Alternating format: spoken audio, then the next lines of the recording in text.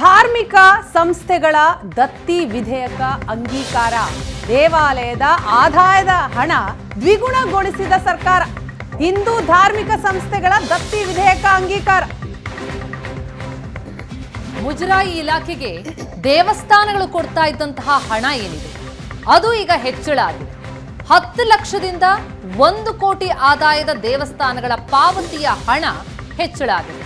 ಆದಾಯದ 5% ಹಣವನ್ನು ಸಲ್ಲಿಸೋದಕ್ಕೆ ವಿಧೇಯಕ.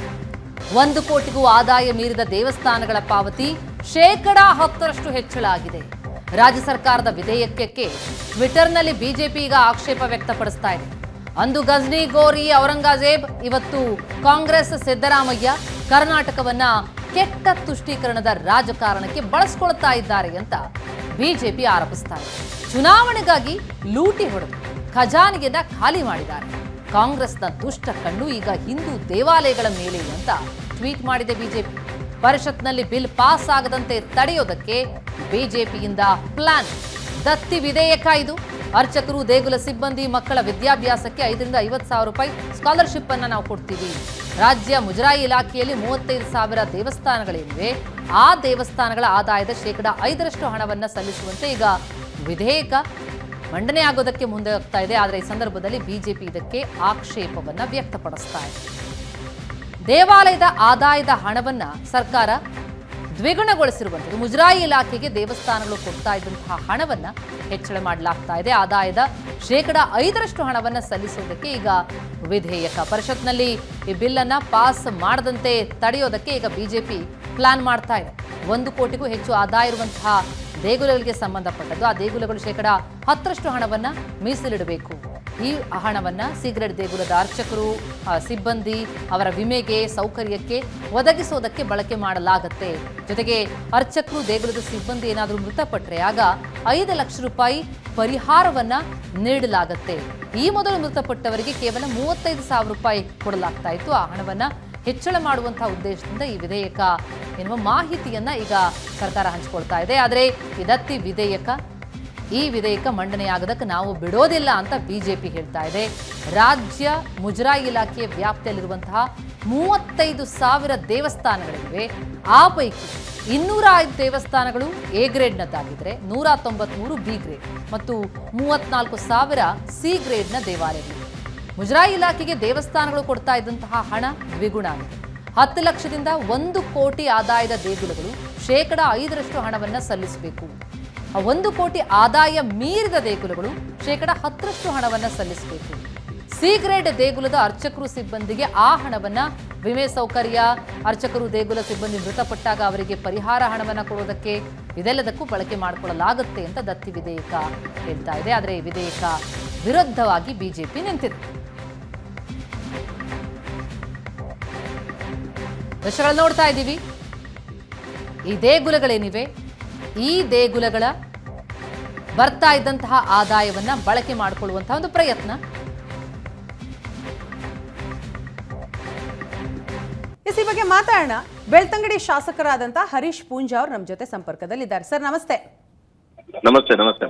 ಈಗ ಹಿಂದೂ ಧಾರ್ಮಿಕ ವಿಧೇಯಕ, ದತ್ತಿ ವಿಧೇಯಕ ಅಂಗೀಕಾರ ಆಗಿರುವಂಥದ್ದು, ಅದಕ್ಕೆ ತಾವು ವಿರೋಧವನ್ನ ವ್ಯಕ್ತಪಡಿಸ್ತಾ ಇದ್ದೀರಿ. ತಮ್ಮ ಹಾಗೂ ತಮ್ಮ ಪಕ್ಷದ ಅಭಿಪ್ರಾಯ ಏನ್ ಸರ್? ನೋಡಿ, ಇದು ರಾಜ್ಯದಲ್ಲಿ ಇರುವಂತಹ ಸರ್ಕಾರ, ಇದು ಸಾಬ್ರ ಸರ್ಕಾರ. ಇವರಿಗೆ ಹಿಂದೂಗಳ ಭಾವನೆಗಳು, ಹಿಂದೂಗಳ ಆಚರಣೆಗಳ ಬಗ್ಗೆ ನಂಬಿಕೆ ಇಲ್ಲ. ಪ್ರತಿ ಬಾರಿಯೂ ಈ ರೀತಿಯ ಒಂದೊಂದು ಹಿಂದೂ ವಿರೋಧಿ ಧೋರಣೆಗಳನ್ನು ತೆಗೆದುಕೊಂಡು ಬರ್ತಾ ಇರ್ತಕ್ಕಂಥ ಸರ್ಕಾರ. ಇವತ್ತು ನೋಡಿ, ದೇವಸ್ಥಾನಗಳ ಆದಾಯದಲ್ಲಿ 10% ಅನ್ನು ಸರ್ಕಾರ ತಗೊಳ್ತಿದೆ ಅನ್ನುವಂಥದ್ದು ಸರ್ಕಾರ ಇವತ್ತು ದಿವಾಳಿ ಆಗಿದೆ ಅನ್ನುವಂಥದ್ರ ಒಂದು ರೂಪ ಇದೆ. ಈ ರೀತಿ ಹಿಂದೂಗಳ ಪದೇ ಪದೇ ಭಾವನೆಗಳಿಗೆ ಧಕ್ಕೆಯನ್ನು ತರ್ತಾ ಇದ್ರೆ ಏನು ರಾಜ್ಯದ ಜನತೆ ಖಂಡಿತವಾಗಿ ಇದಕ್ಕೆ ಉತ್ತರವನ್ನು ಕೊಡ್ತಕ್ಕಂಥ ಕೆಲಸ. ಈ ಸಿಗರೇಟ್ ದೇಗುಲಗಳೇನಿವೆ, ಆ ದೇಗುಲಗಳಿಗೆ ಆದಾಯ ಬರಲ್ಲ. ಆ ದೇಗುಲದ ಅರ್ಚಕರುಗಳಿಗೆ, ಆ ಸಿಬ್ಬಂದಿಗಳಿಗೆ ನೆರವಾಗಬೇಕು, ಈ ಹಣ ಬಳಕೆ ಮಾಡ್ಕೊಳ್ತೀವಿ ಅನ್ನೋದು ಈ ವಿಧೇಯಕದ ಮೂಲಕ ಸರ್ಕಾರದ ವಾದ.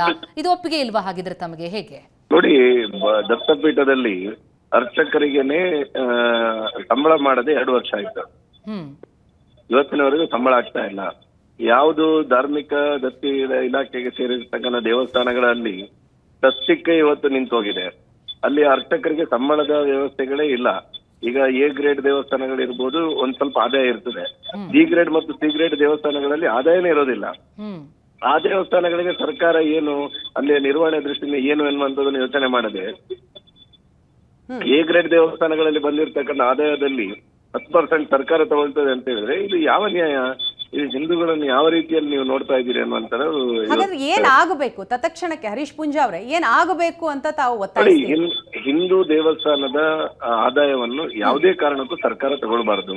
ಸರ್ಕಾರ ತಗೊಂಡ್ರೆ ನಾಳೆ ಇದನ್ನು ತೆಗೆದುಕೊಂಡಿರ್ತಕ್ಕಂಥ ಆ ತೆರಿಗೆಯ 10% ಅನ್ನು ಹಿಂದೂಗಳಿಗೆ ಉಪಯೋಗ ಮಾಡ್ತಾರಾ? 100% ಮಾಡಲ್ಲ. ಎಲ್ಲಾ ಸಮುದಾಯಗಳಿಗೂ ಹಿಂದೂ ಧಾರ್ಮಿಕ ಶ್ರದ್ಧಾ ಕೇಂದ್ರಗಳಿಂದ ಬಂದಿರತಕ್ಕಂಥ ಆದಾಯವನ್ನು ಹಂಚುತ್ತಾರೆ. ಹಾಗಾದ್ರೆ ಇದು ಚರ್ಚಿನಿಂದ ಅಥವಾ ಮಸೀದಿನಿಂದ ಇದನ್ನು ಕಲೆಕ್ಟ್ ಮಾಡ್ತಾರ? ಅವರು ಈ ಯಾವುದೇ ಇವರ ಕಾನೂನುಗಳಿಗೆ ಇವರು ಯಾವುದೇ ರೀತಿಯಾಗಿರ್ತಕ್ಕಂಥ ಲಗಾಮು ಇಲ್ಲದೆ ಅವರು ಸ್ವೇಚ್ಛೆಯಿಂದ ಇರಬಹುದು. ಆದ್ರೆ ಹಿಂದೂ ಧಾರ್ಮಿಕ ಸಂಸ್ಥೆಗಳು ಮಾತ್ರ ಸರ್ಕಾರದ ಅಡಿಯಲ್ಲಿ ಈ ರೀತಿಯ ತೊಂದರೆಗಳನ್ನು ಎದುರಿರ್ತಕ್ಕಂಥ ವ್ಯವಸ್ಥೆಗಳನ್ನು ನಿರ್ಮಾಣ ಮಾಡತಕ್ಕಂಥದ್ದು. ಹಾಗಾದ್ರೆ ಪರಿಷತ್ನಲ್ಲಿ ಇದು ಅಂಗೀಕಾರ ಆಗದೆ ಇರೋ ನಿಟ್ಟಿನಲ್ಲಿ ತಾವುಗಳು ಪ್ಲಾನ್ ಮಾಡ್ಕೋತಾ ಇದ್ದೀರಿ ಈಗ?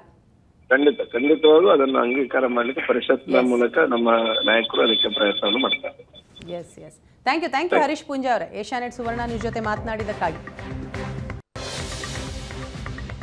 ಇದೇ ಅಂಗೀಕಾರದ ಹಿನ್ನೆಲೆ ದೇವಸ್ಥಾನಗಳ ಪಾವತಿ ಹಣ ಹೆಚ್ಚಳಕ್ಕೆ ವಿಜೇಂದ್ರ ಕಿಡಿಕಾರಿದ್ದಾರೆ. ಶ್ರೀಮಂತ ದೇವಾಲಯಕ್ಕೂ ಕನ್ನ ಹಾಕುವ ಕೆಲಸ ಆಗ್ತಾ ಇದೆ ಅಂತ ಕಿಡಿಕಾರಿದ್ದಾರೆ.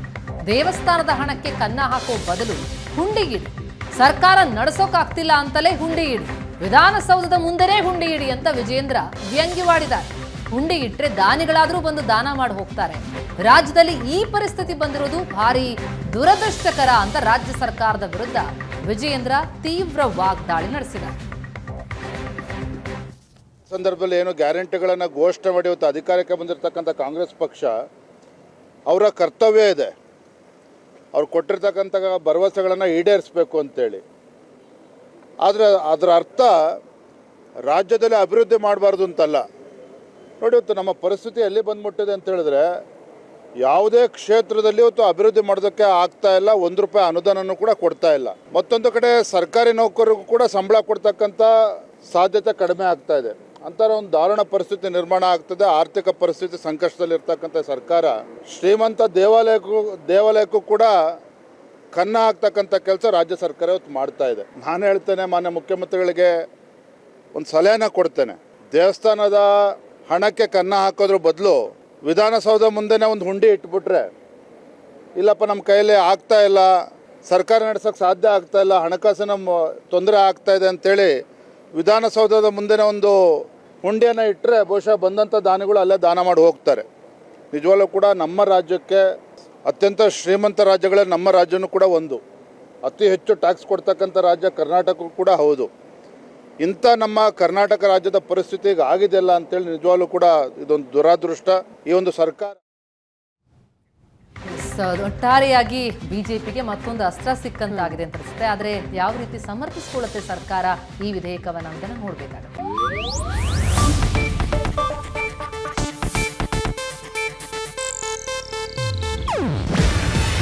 ಇದು ಏಷ್ಯಾನೆಟ್ ನ್ಯೂಸ್ ನೆಟ್ವರ್ಕ್ ಪ್ರಸ್ತುತಿ. ನೀವು ನೋಡ್ತಿದ್ದೀರಾ ಏಷ್ಯಾನೆಟ್ ಸುವರ್ಣ ನ್ಯೂಸ್.